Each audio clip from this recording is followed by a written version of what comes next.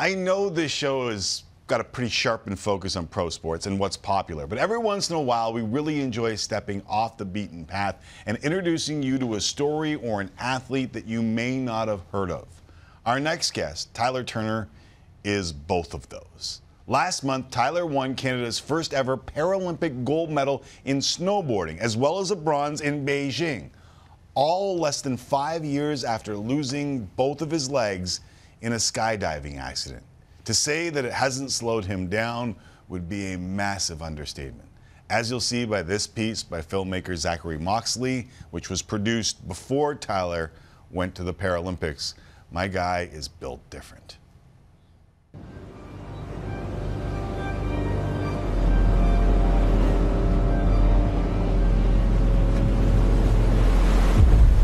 I'd say the first 4 to 6 months was just riddled with self-doubt and constantly debated whether or not to even continue pushing forward.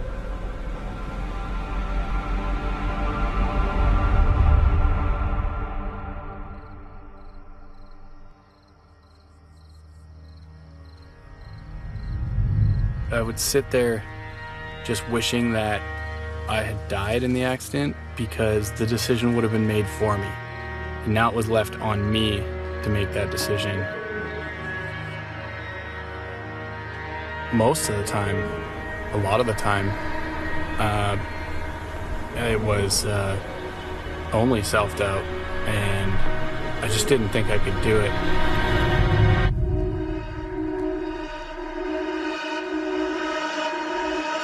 There's absolutely no better feeling on this planet than flying a wingsuit. It's the closest you can come to being a bird. It's human flight, and it's what we all dream of doing, but very few people actually get to feel what it feels like.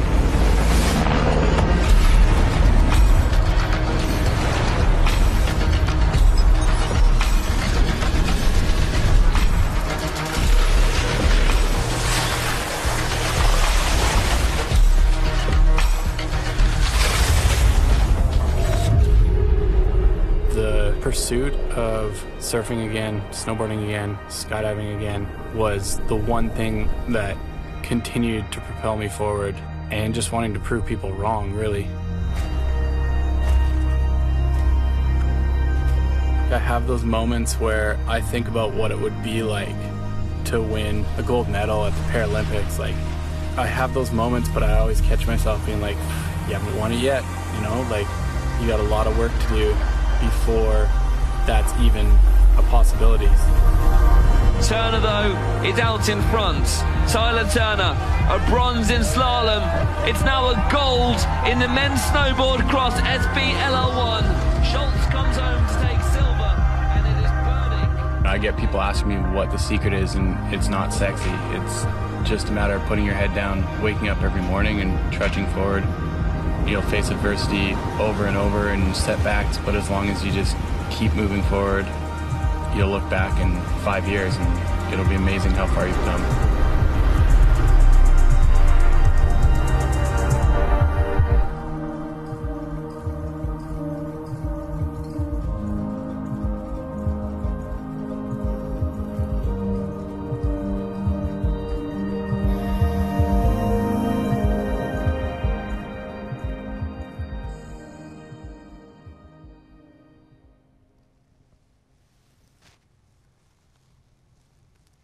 Got that gold medal now. Amazing stuff. Thanks again to Zachary Moxley. And I mean, what do I do? Gold medalist, snowboarder, YouTuber, surfer, dude in a windsuit guy. Tyler Turner joins me in studio now. Thanks a lot for doing this. Thanks a lot for coming. Thanks for having me here. This is amazing. Really let me pull a curtain back here for a second, because as a broadcaster, you want to get the story right. However, having leafed through as much as I could in the last couple days, there is no chance that I'm going to do this story right, but I'll try my best to get stuff out there. If you want more, tyturner.ca and at tyturner14 on Instagram is where you can go. Ty's in town because you're going to be honored at a Toronto Blue Jays game. After watching that and thinking about what you've gone through over the last 5 or so years, like, where the hell does being honored for a pair of medals in Beijing, including the first Canadian to win gold in snowboard at the Paralympics, like, how does that register in your mind? I don't even think it can, honestly. Like, it's too much to even comprehend. Sitting here, like, all this is just, I don't even know. I keep trying to process it, and it really doesn't feel real, but it's been a pretty cool experience. And then, yeah, to go to the Jays game, it's going to be really cool. We were just saying, my last Jays game was Roger Clemens' 3,000th strikeout. So, you know, what a second way. How do you top that game? Well, maybe this is how you top it, the home opener and going on the field. And yeah, pretty cool. I don't know. It's a lot of fun. Are you a live in the moment kind of guy? Or, like, I mean, I would assume from the sports that you participate in that you're relatively live in the moment, but. Yeah. Yeah, I love the moment. Lets you escape everything else that's going on. So, yeah, definitely enjoying these moments right now. It's funny because I read the Olympic stuff before I read about the journey and all the steps, and I love the success. And oftentimes the success is what draws people to the story. But it wasn't like you woke up from your accident that took your two legs and said, I'm going to do all of this. Let's go to work right now. Like, it was a battle, wasn't it? No, there's no movie. It's not like a nice, fun movie thing where wake up, no legs, and now we need to get to work and we need to get back. It's just a long, tedious process, and there's nothing. You know, I said it there. There's nothing pretty about it. It's that simple. You just have to be hard-headed, move forward, perpetual motion, like just perpetual forward motion. Keep pushing forward. And use the energy you can to just keep moving forward. It's you're going to get knocked down, you're going to get beat down, and mentally and physically, the mental battle is twice as hard as the physical battle. Right. And you just have to wake up every day and try and accomplish even the smallest little thing and call it a win. Set small goals and just keep moving forward. So, do you really, like, what caught me was exactly what you just said. Like, in that entire piece, what caught me was you saying, keep your head down and just keep moving.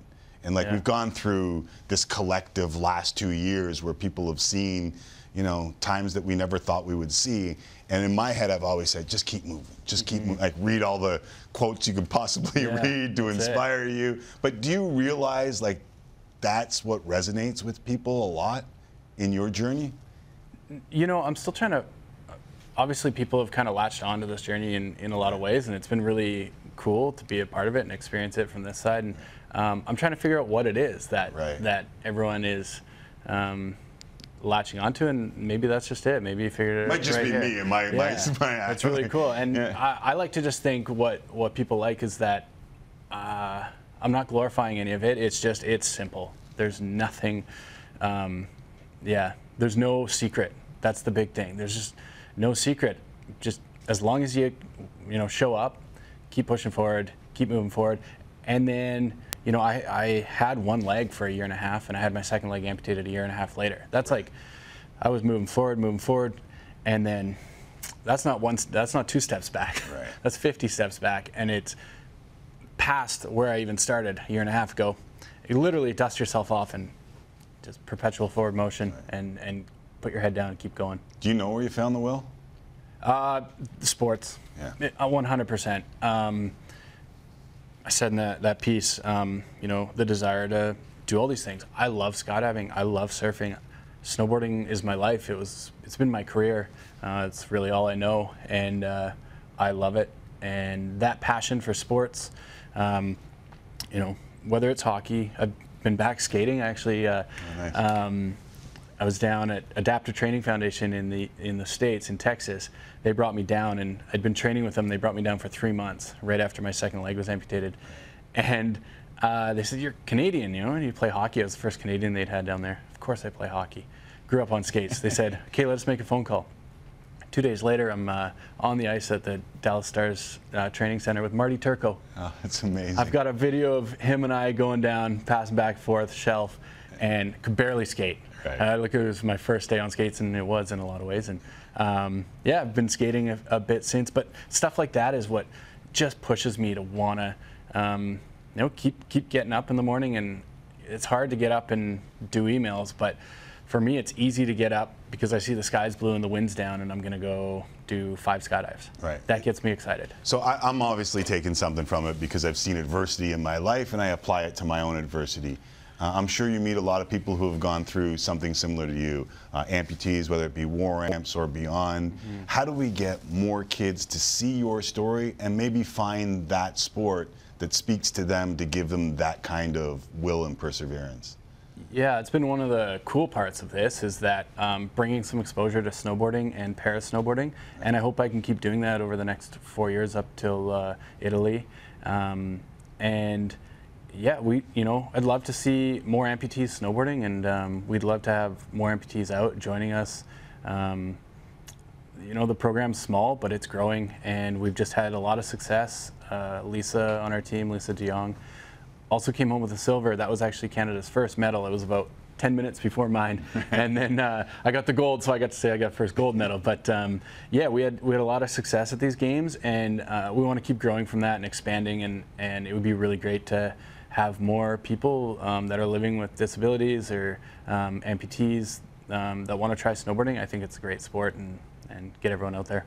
I know you were saying to me earlier, Snowboard Canada is who you work with on this, but there's no real program in place. Is it true that you tell people just reach out on Instagram to you and you'll try and get them to where they need to go? Absolutely. People reach out to me all the time, and it's amazing. And it's been a fun part of this all because early on, the world's so small now with social media, and I would lay in a hospital bed and trying to get in touch with anyone I could that I saw that was doing snowboarding or skydiving or surfing with the disability that I was about to have. I was about to lose a second leg. Right. And I already had a plan. I knew what I was going to do, and I knew it was going to be possible, and get in touch with them. And they were amazing help and support to me. And now it's really cool to get those messages. Right. I just talked to a guy last week that recently lost his leg, wants to snowboard, and it's like, all right, I can be that resource now, and that's really cool. That is awesome. So you start trying sports, you have another setback, you got to figure out how to do it with now double amputee or as a double amputee. When did you start realizing, like, maybe I can go to the bleeping Olympics? Like, when did that start figuring in? I couldn't snowboard right away. I started skydiving and surfing first because they were lower impact, which is funny to think of. Skydiving was high impact at one time, but I got back in the air. That felt really good. That was kind of my big goal, was get back in the sky. I figured I'd be able to do that. Snowboarding, I didn't know because the impact is really high. So I didn't want to set too many goals with it because I didn't want to be let down because it's my favorite thing to do. Right. But when I had my second leg amputated, I started walking a decent amount again. I got on board. My goal the first winter was to go 10 feet on a snowboard. And I did it at K3 where I worked for years. They had me up there, got me in the mountains, said, yeah, today's the day. Stood on board, went 10 feet with outriggers. Right. And I was like, okay, next season. So all summer I worked towards it, and that next season it happened and it went well. My first time, the plan was to hold hands with my best friend. And in the video, I posted a video on Instagram there not too long ago, and I let go and I go, I give him this like, I'm good. And awesome. Like pedal to the metal, took off, and that's when I was like, okay, not only can I snowboard again, I think I'm gonna be able to snowboard pretty well, and let's start making some phone calls. And yeah, so it started there. That's awesome. I just realized halfway through how soft I look wearing a splint on my ring finger, sitting beside a double amputee who was talking about high impact sports. That's okay. It's never a comparison. No. I was going to hide this under the. So yeah. I mentioned also surfer, like off of the top, third place at the U.S. Open Adaptive Surfing Championships last year. I know you just got back from Costa Rica. Like, is that the focus now? Like, what? You seem to live a pretty busy life, my dude. Yeah. No time wasted. My friends call me the fun hog because if there's an extra minute, I'm going to try and have some fun with it. But, surfing's a lot of fun, and they're trying to get it into 2028 Paralympics. Nice, yeah. So that would be really cool. In the meantime, I work with High Fives Foundation down in the U.S., and they have the surf team, and I'm just lucky I get to go to California and surf with other people with disabilities, a lot of paraplegics, amputees. They've become my family in a lot of ways. Roy Tuscany, the founder, he calls it the Ohana. And we get together and we surf, and you know, we all surf really well, and we have a lot of fun, and then we get to go to some really big world championships and the U.S. Open. It's pretty cool. Last year I had my first podium, and so I peaked at the right time there.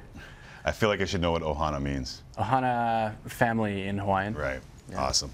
I thought so, but I didn't want to assume because I'm an idiot. Yeah. So the last couple of years, the Fun Hog has also been living on your sailboat, which is named Footloose. Is that like why not, right? It makes sense. That's awesome. With your girlfriend, and you've been documenting your lives on YouTube. All About Spray is the YouTube channel. What's the next adventure there? Well, my girlfriend's goal has been to sail her own sailboat. She's sailed her family's sailboat to Mexico and Hawaii before, but she's always wanted to sail her own sailboat down. So, yeah, we've been working really hard on a boat, living on it full time, putting all our energy, extra time and energy and money into this boat, which has been a lot.